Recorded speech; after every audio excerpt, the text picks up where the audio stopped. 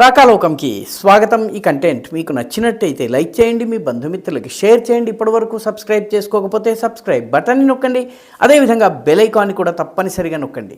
జై హింద్ మిత్రులు. అల్ఫలా యూనివర్సిటీ ఇప్పుడు చర్చల కేంద్రంగా ఉంటుంది. అల్ఫలా యూనివర్సిటీ మొత్తము ఢిల్లీ పేలుడు, దానికి ముందు జరిగినటువంటి దర్యాప్తు, జమ్మూ కాశ్మీర్కి చెందినటువంటి డాక్టర్ల జెహాదీ ముఠా, వీటన్నిటి వార్తలకి కేంద్ర బిందువుగా ఉంటున్నది అల్ఫలా యూనివర్సిటీ. ఢిల్లీకి కేవలము కూతవేట దూరంలో 35 కిలోమీటర్ల దూరంలో ఉన్నటువంటి ఫరీదాబాద్లోని ధౌజ్ గ్రామంలో ఈ యూనివర్సిటీ ఉంది. ఇప్పుడు ఈ దర్యాప్తుతో అనేక విషయాలు బయటపడుతున్నాయి. అల్ఫలా యూనివర్సిటీ 80 ఎకరాల క్యాంపస్ ఏదైతే ఉందో, ఈ 80 ఎకరాల క్యాంపస్లో చాలా చోట్ల రోడ్లను బ్లాక్ చేశారు, రోడ్లను కబ్జా చేసుకున్నారు. అదేవిధంగా ఆ చుట్టుపక్కల ఉన్నటువంటి రైతుల పొలాలకు వెళ్ళే మార్గాల్ని కూడా పూర్తిగా కబ్జా చేసేసుకున్నారు. దీనితో పాటు అనుమతులు లేనటువంటి అనేక నిర్మాణాలని చేపట్టారు. అసలు ఈ అల్ఫలా ఇంజనీరింగ్ కాలేజీగా ముందు ప్రారంభమైన తర్వాత దీనిలో మెడికల్, ఎడ్యుకేషన్, మిగతా కాలేజెస్ వచ్చినాయి. దీనికి యూనివర్సిటీ స్టేటస్ని ఇచ్చింది హర్యానాలోని కాంగ్రెస్ ప్రభుత్వం ఇచ్చిన తరువాత ఇది భూకబ్జాలకు పాల్పడింది. అక్రమ నిర్మాణాలు కూడా, అనుమతులు లేనటువంటి చోట కూడా నిర్మాణాలు చేయటం మొదలైంది. అందుకని ఇప్పుడు అల్ ఫలా పైన బుల్డోజర్ యాక్షన్ ప్రారంభమైంది. అక్రమ కట్టడాలు కానీ, రోడ్లను బ్లాక్ చేసే కట్టడాలు కానీ, వీటన్నిటిని తొలగించాలని చెప్పి హర్యానా ప్రభుత్వం ఆదేశాలు జారీ చేసింది. బుల్డోజర్లు అల్ఫలా వైపు వస్తున్నాయి. ఇవాళ రేపో ఈ మొత్తం ఆపరేషన్ స్టార్ట్ అవుతుంది. కాంగ్రెస్ ప్రభుత్వం అనుమతి ఇచ్చేటప్పుడు అసలు ఈ వ్యక్తి బ్యాక్గ్రౌండ్ ఏమిటి, ఎలా ఇతను ఒక యూనివర్సిటీని కట్టే స్థాయికి వచ్చాడు, ఇవేమీ ఆలోచించలేదు. ఈ యూనివర్సిటీ యొక్క సంస్థాపకుడు అయినటువంటి ఛాన్సలర్గా ఉన్నటువంటి జవాద్ అహ్మద్ సిద్దిఖీ గత చరిత్ర చాలా గందరగోళంగా ఉంది. మధ్యప్రదేశ్లోని మహౌ అనేటటువంటి ప్రాంతానికి చెందిన వాళ్ళు. మహౌ అంటే military headquarters of war. రెండవ ప్రపంచ యుద్ధ సమయంలో మిలిటరీ ఆపరేషన్స్కి ఇది హెడ్ క్వార్టర్గా ఉండేది.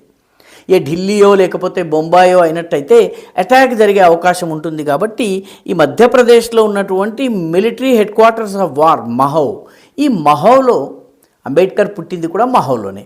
ఈ మహౌలో వీళ్ళిద్దరు అన్నదమ్ములు ఉన్నారు. జవాద్ అహ్మద్ సిద్దిఖీ, అతనితో పాటు హమూద్ అహ్మద్ సిద్దిఖీ. వీళ్ళిద్దరూ ఒక బ్యాంకుని పెట్టారు. ఆ బ్యాంకులో ఆ చుట్టుపక్కల మహౌ చుట్టూ ఉన్నటువంటి రిటైర్డ్ మిలిటరీ అధికారులు, రిటైర్డ్ ఉద్యోగులు వీళ్ళందరూ డబ్బులు పెట్టారు. ఆ డబ్బులతోటి వీళ్ళు పరారైపోయారు. చివరికి 2003 సమయంలో అన్నదమ్ములు ఇద్దరు జైల్లో ఉన్నారు. ఇటువంటి బ్యాక్గ్రౌండ్ ఉంది. ఆ సమయంలో తప్పించుకున్నటువంటి హమూద్ అహ్మద్ సిద్దిఖీ గత 25-30 సంవత్సరాలుగా ఎవ్వరికీ దొరకలేదు. అతను హైదరాబాదులో మామూలు వ్యక్తిలా ఉన్నారు. చివరికి ఇప్పుడు ఆయన పట్టుబడ్డారు. నిజానికి మహౌలో ఉన్నప్పుడు 1996లో 97లో కూడా వీళ్ళు కట్టుకున్నటువంటి ఇల్లు ఏదైతే ఉందో అది అక్రమ నిర్మాణం అని చెప్పి కూల్చాలని నోటీసులు వచ్చినాయి. ఇప్పుడు ప్రభుత్వం వాటిని కూల్చేసింది. అయితే 2025 పట్టింది. 1997లో చేయాల్సింది 2025 పట్టింది. అదేవిధంగా ఈ యూనివర్సిటీ చుట్టుపక్కల ఉన్నటువంటి గ్రామాలలోని ఇళ్లలో అద్దెకుంటున్నటువంటి కశ్మీరీ మూలానికి చెందినటువంటి విద్యార్థులందరి మీద ఇప్పుడు నిఘా పెట్టడం జరిగింది. వాళ్ళని ప్రశ్నించడం జరుగుతోంది. దాదాపు 5,000 మంది విద్యార్థులను ప్రాథమికంగా ప్రశ్నించి వివరాలు రాబట్టడము, వారి దగ్గర ఏదైనా సమాచారం ఉంటే సేకరించడము, ఈ పనిని పూర్తి చేయటం జరిగింది.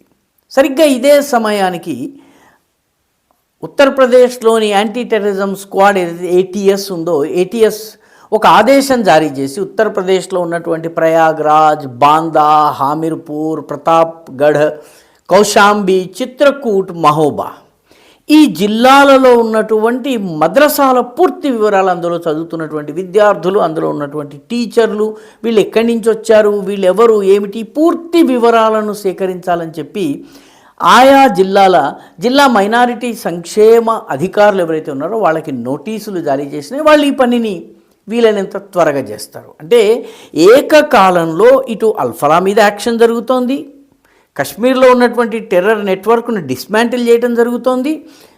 అల్ఫలా మూలాల్లోకి వెళ్ళడం జరుగుతోంది. 2007-8లో ఢిల్లీలో, అహ్మదాబాదులో జరిగినటువంటి వరుస పేలుళ్లకు కారకుడైనటువంటి మీర్జా షదాబ్ బేగ్, ఈ మీర్జా షాదాబ్ బేగ్ అనేటటువంటి వ్యక్తి కూడా అల్ఫలా విద్యార్థి.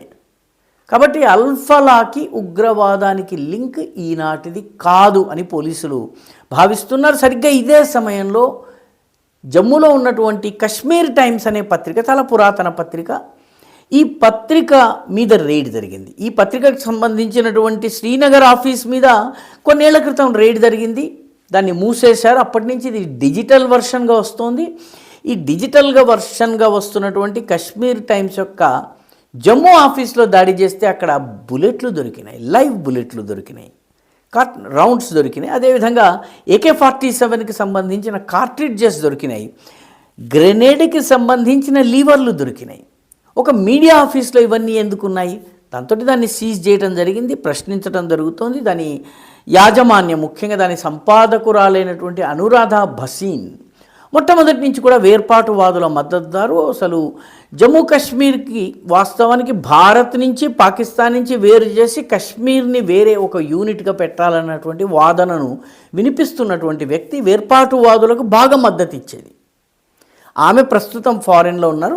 ఏదేమైనప్పటికీ కశ్మీర్ టైమ్స్ పైన కూడా యాక్షన్ తీసుకోవడం జరిగింది. మొత్తం మీద తీగలాగితే డొంకంతా కదిలిందన్నట్టు మొత్తము ఎక్కడ పడితే అక్కడ ఈ ఢిల్లీ ఎర్రకోట పేలుళ్ల నేపథ్యంలో దర్యాప్తులు జరుగుతున్నాయి, అక్రమాలను బయటకు తీసుకొస్తున్నారు. అసలు అల్ఫలాకి NAC A గ్రేడ్ లేకపోయినా కూడా ఉన్నట్టుగా అది ఎలా చలామణి చేసుకుంది, ఎవరు దానికి సహకరించారు, ఇవన్నీ కూడాను ఇప్పుడు తవ్వి తీసి బయటకు తీసుకొస్తున్నారు. మొత్తం మీద అల్ఫలా ఒక ముగిసిన అధ్యాయంగా మిగిలిపోతుందా అన్నదే అసలు ప్రశ్న. ఈ వీడియో మీకు నచ్చినట్టయితే లైక్ చేయండి, షేర్ చేయండి, ఈ ఛానల్కు సబ్స్క్రైబ్ చేయండి. మీ అభిప్రాయాల్ని కమెంట్ల రూపంలో తప్పనిసరిగా పంపించండి.